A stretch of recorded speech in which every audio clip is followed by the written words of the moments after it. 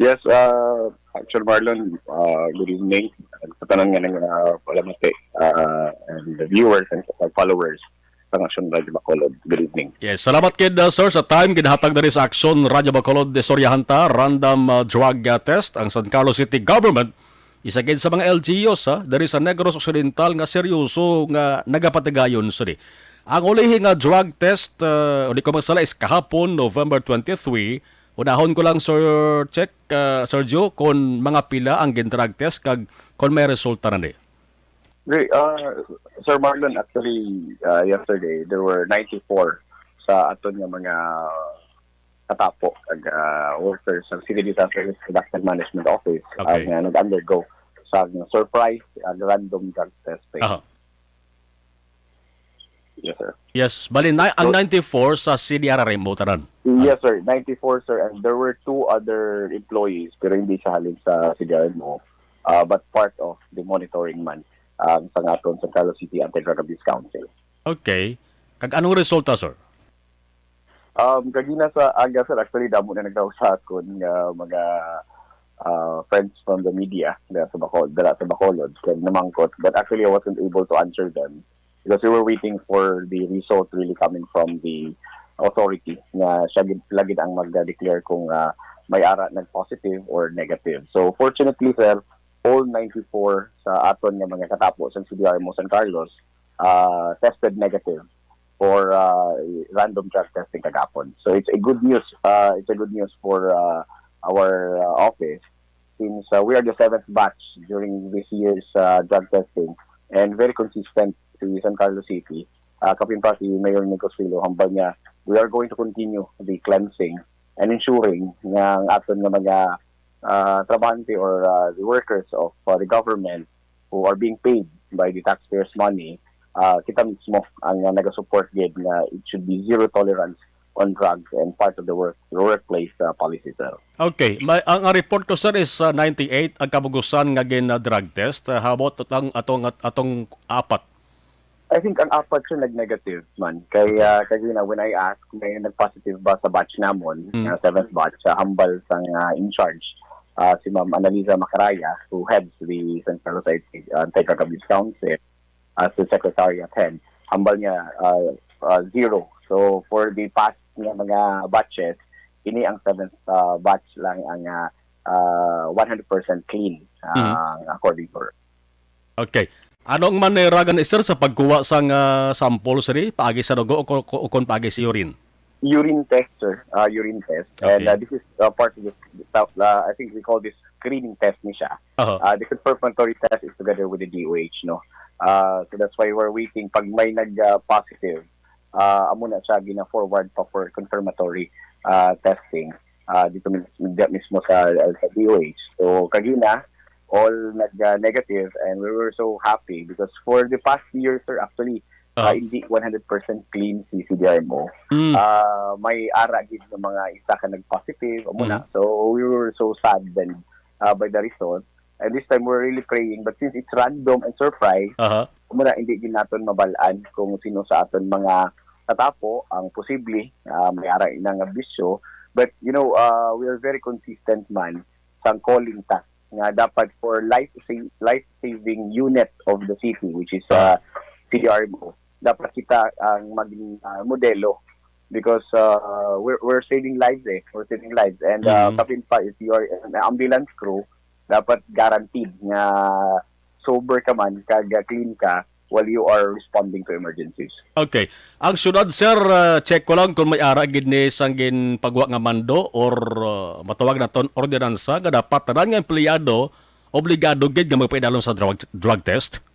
There's an existing ordinance to that, and as far as I know, there are also an executive order and memorandum circular to this. And ever since nag-start kami sa work dito sa CDRRMO, sa government, sa LGU San Carlos, when there was already an enhanced manner of testing against illegal drugs, the use of illegal drugs or substance abuse, ara na natin. So kami man, mga employees, gina-welcome din natin because amo ni ang way Kumbaga, if the government through our law enforcers are very very particular against illegal drugs, dapat man ang maging modelo ang mga kawani o ining mga workers of the government. Okay.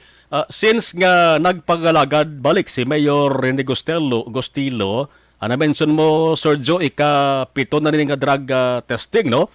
This year, sir. Actually, this year. Because every year, there are around an average of 7 to 10 drug tests, those batches. So, ang kami subong nga year, it started actually July. Okay. The first batch was July this year. Subong ikapito nga batch kagapon, November 23. Okay. Ang target is tarangid. Regular, JOs, COS, dapat ipay-dalonggid. Yes, sir. Job order, contract of service, regular or permanent employees, tanan-tanan, sir. As long as you are within the scope or jurisdiction ng city government or local government units ng San Carlos, gina-undergo sang random and surprise drug testing. So mga 2023, ano to kung may ara ka sang estimate, mga pila na ka-porsyento ng mga employees na drug test? Sa 2023, sir, I think nakalabot na around 80%. Around 80% of the employees. And most of these, gina-prioritize din natin ang inang mga frontliners. Kaya the one handling, very crucial responsibilities and tasks, no? Amo ni ang gina-insured gid naton nga amo ni ang mauna sa aton mga sang drug testing, sir. Okay. Umpisa sang ginsugdan ni ang random or surprise drug test. Wala man kamo sang na-monitor nga empleyado nga nagpamalibad or nagrason nga hindi gid siya magpa-drug test? There were some, sir, no. Actually, for example, diri sa aton lang, I can only speak for in behalf of the City Disaster Risk Reduction Management Office. Okay. May time, may best nga mga like hindi ka test kay wala na pabalo, no. For example, ining living outskirts ng city, wala signal, amo na wala na pabalo, and then the rest man why man sila expect na may amo na drug testing. So, but they have to be called, no, upon, and they're really summoned to report because it's really part of panumpa namon nga kung ari ka sa LGU San Carlos, dapat you have to undergo. Now, there were times nga I managed to experience inang nag-sick leave or nag-sick call nga mga employees, and after sir, once nag-sick call or with no medical certificate or with no justifiable reasons yet or valid reasons, you are meant to explain. But again, it's already a warning because very, very serious si Mayor Negosilo in terms of the drug testing. But very, very rare nga mag-indi sila, sir, because they know nga ang policy ni Mayor is no let-up operation against illegal drugs. Okay. Kung balikan ta, Sergio, na-mention mo nga ining ikapito ni nga drug testing amo ning first nga nag 100% negative gitanan. Balikan ta iban nga may ara sa nag-positive. May time nga ang nag-positive nga employee nag-question siya sa resulta kung nga ang nag-positive siya. They all have actually the right to contest, no. The result of the screening. Kapin pa if they're really confident that they're not using any prohibited substance. So there is a confirmatory test.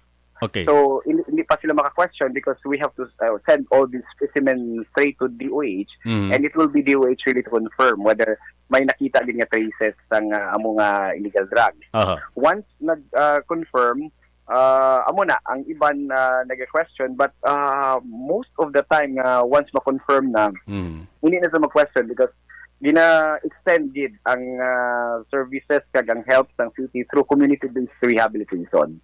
So actually, it's not the end of the world. It's the start of a new life. Kung in San Carlos, if ma-notice nga, you know, Action Marlon, to be honest with you, kadamo sang mga, shall we say, drug users, nga ang attitude sa work, okay man, di ba?